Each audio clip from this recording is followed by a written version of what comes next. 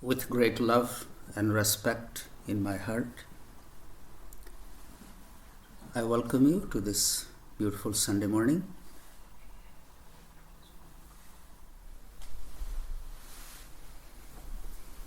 The space between the two breaths is such a beautiful feeling if we take a little time to explore this breath that's just coming in and going out.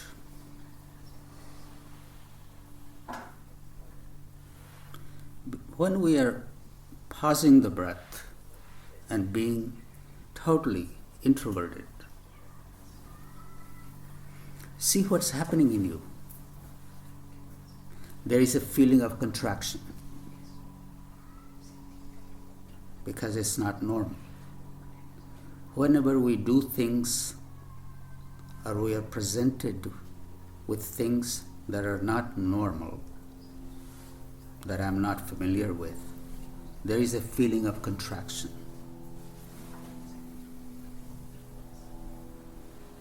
Anxiousness builds in,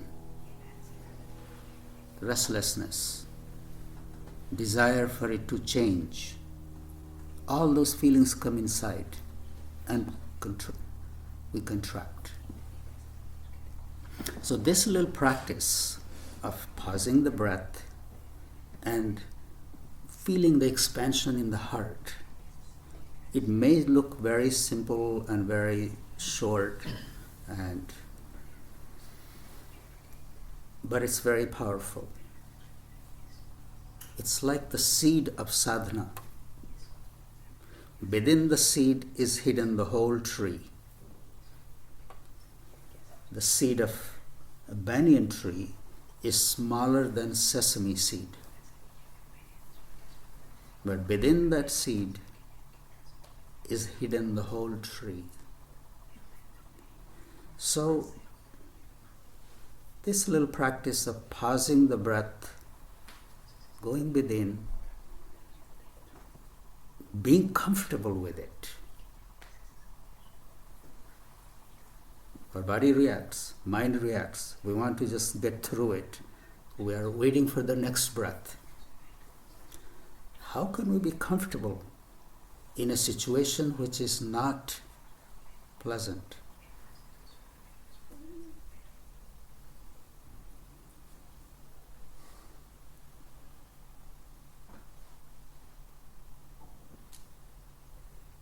And this is the practice.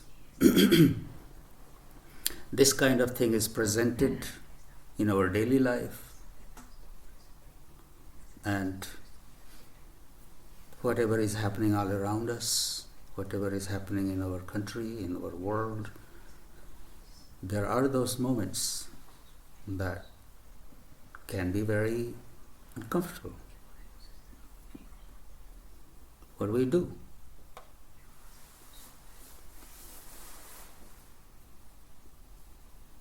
The strength to navigate through it all lies in our sadhana, in our practice. Mind will go. Find a reason to be upset, create fear, or begin to float towards fear, anxiety. Things that we have no control over. What do we do?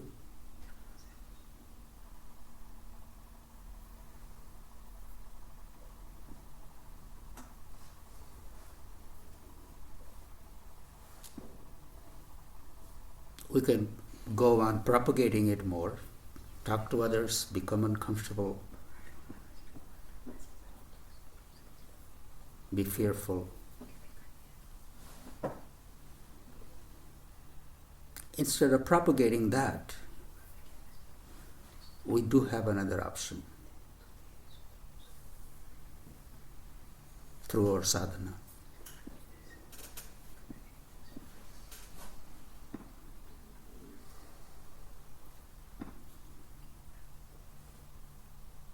In our sadhana, we are not waiting for something else to happen. we are trying to make the present moment the best moment I can make. Sometimes when there is a big wave coming in, the best way is to duck your head, let it pass through. If we try to stand up, we'll get knocked down.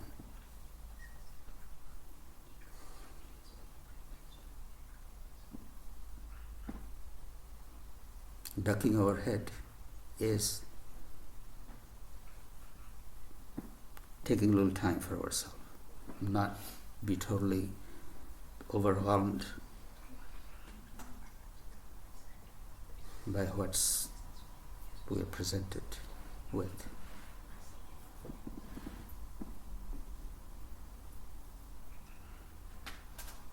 We do have strength to go through whatever is in front of us. Instead of reacting, being agitated,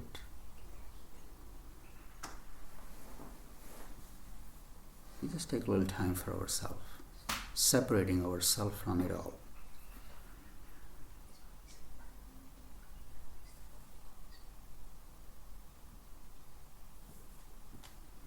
This practice of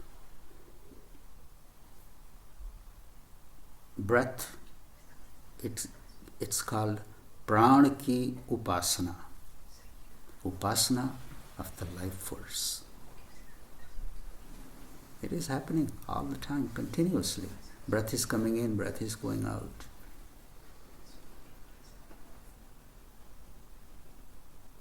The effect of the breath, what is it doing inside? There is a whole world within this body. There is so much exploration that needs to be done. So much exploration.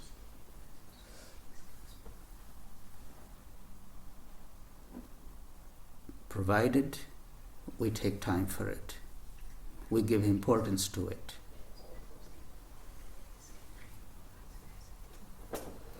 In the beginning, it will not feel very familiar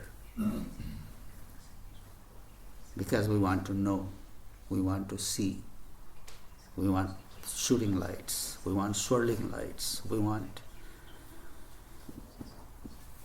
bliss. We don't do sadhana for bliss. Bliss is a side effect. It's a side effect. We do sadhana to be comfortable with ourselves. Comfortable with ourselves.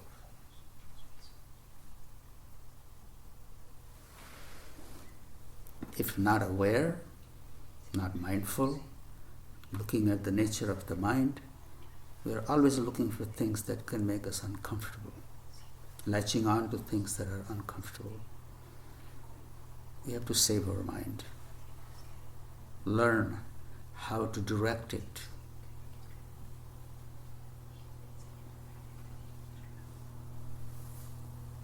Pausing the breath is the best way that I know.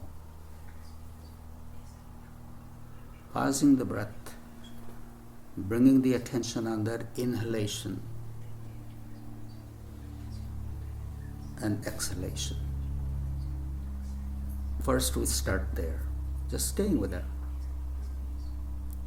Then comes retention.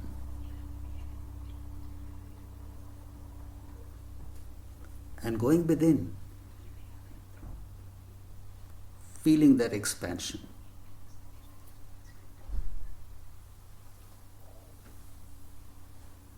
If you're not feeling it, imagine it. Start there with the imagination. You never know what's dropped in your lap in these moments. You may not be able to express it. You may not be able to even recognize it. But we don't know when, what gem is dropped in our lap when we are engaging in this kind of sadhana. This breath that's giving us life with each visitation has many other gems. And not only in meditation, even in our daily activity, whenever we just stop, bring our attention to the breath. If you have a mantra, thinking of your mantra, breathe in. Imagine the power of the mantra is being soaked in your body.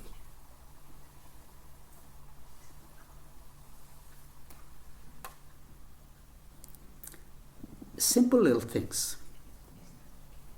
Not making it too complicated. Very simple.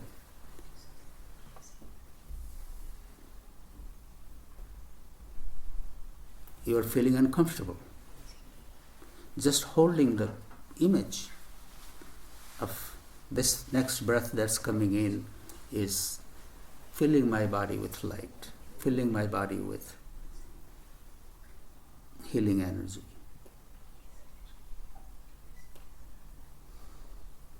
The breath saturated with that thought goes within the body and does its work.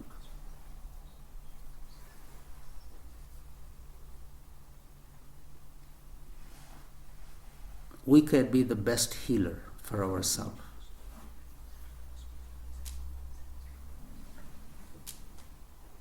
Paying attention to our thought. Every thought saturated with breath comes in and does its alchemy within. You're drinking water. What are you thinking while you are drinking that water? That thought is going in the water and going in your body and spreading all over. The food we eat, how are we preparing it? How are we eating it? What are we thinking when we are eating it? It all affects our body and mind. That's why in yogic traditions, everything before you drink water, you just have a little prayer. Before you sit down to eat food, you sprinkle a little water or do some prayer, then you eat it. So the solution that we are seeking outside is much closer to us than we can imagine, provided we bring a little awareness, mindfulness, and our intention. It's not out there, it's with us. And how do we commit ourselves? How do we regulate ourselves? So these little teachings are sprinkled all over in our daily activities, daily actions. If we call ourselves spiritual beings, spiritual practitioners, this is the work we need to do. And please also remember, it's the spiritual people, it's the people who call themselves on a path are also given the challenge.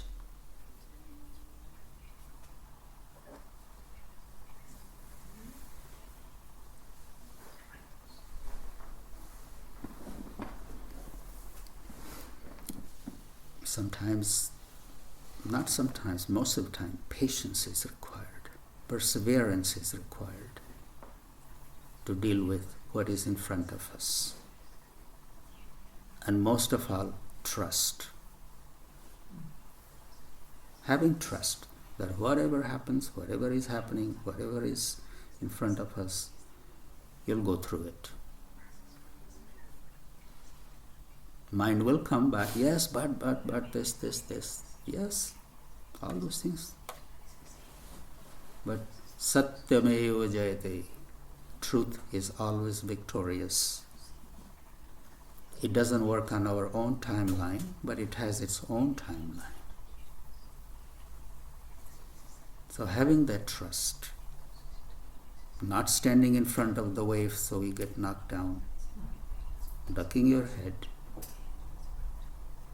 taking care of your health and your mind, having that trust, we continue.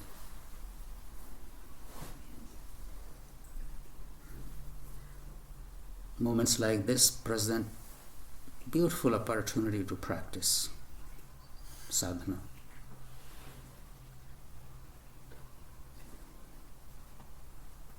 In our tradition, in olden days, seekers, practitioners will go sit in the cremation grounds, sit in desolate places, abandoned places, do kinds of practices that will evoke all kinds of emotions. We don't have to do all that. It's right here. It's happening right here. And it's the catalyst is here. Energy is being churned. Emotions are being churned. Instead of flowing with it and losing yourself in it, use that energy. Use that it's the catalyst is right here. What are you going to do with this energy? This is up to you.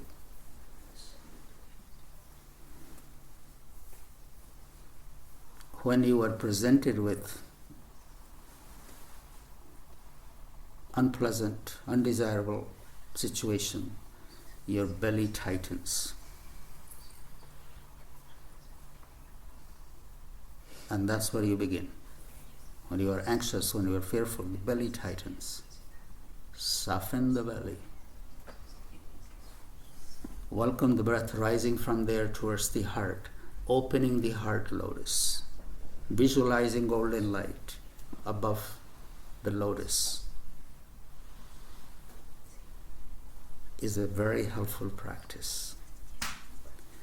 And you don't have to be sitting in lotus looking like a yogi. You can be even doing that lying down, sitting on your couch, wherever you are. It's all about your presence to the moment.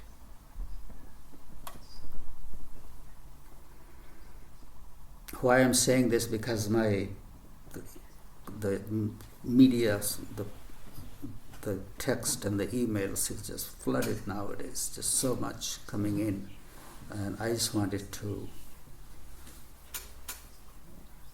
say that to everybody, that this is the time, best time to practice. What do you know? Pay attention to your mind, where it's going. If it's not going to make any difference, there is no point going there. Sadhana, once you do the sadhana, vibrations coming out of your body, your mind, your thoughts will impact others also. Being fearful, being resentful, being angry, being upset is not going to help anybody. It is the spiritual people who are practitioners who are given challenge. That's when tire hits the road. And it's time to show up, stand up to the moment. First, taking care of yourself,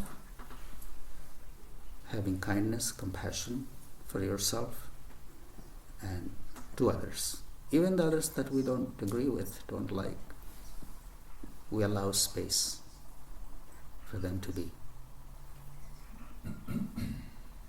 Everybody is important.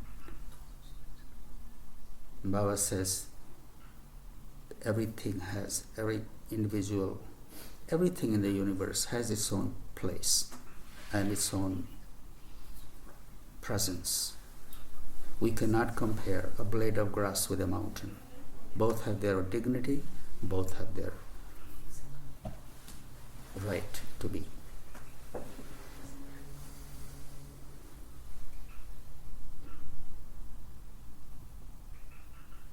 Seeing Divine's presence, Divine's will in everything.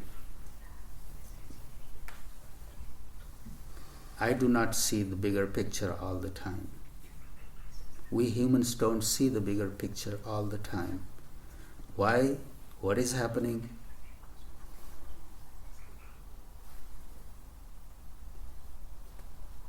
We cannot see. But having trust in something greater than us gives us strength to navigate our life through it all. May we only pay attention to your talks. What are you talking? To who you are talking? Why are you talking? What kind of effect it's having on the listener? If I have nothing good to say, at least say something that can give the listener some comfort, some hope.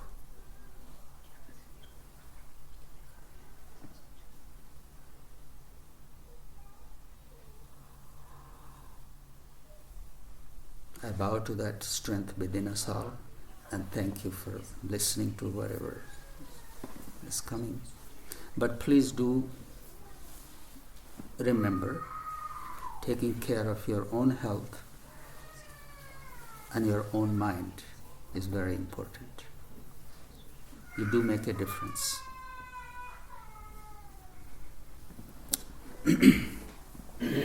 A lot is happening. Sometimes we need a little distraction, so we are building 2 temples at the ashram. Everything, everywhere is all dug up, and we have brought stone pillars and columns, and so building 2 little shrines. So lots of activity and distraction is here. But it's beautiful weather, and it's chilly but sunny. Thank you all for your presence, and I bow to that stillness in you. I bow to that strength in you. I bow to that light in you, holding you all in my heart. My thoughts and prayers are with you and your loved ones. Thank you all.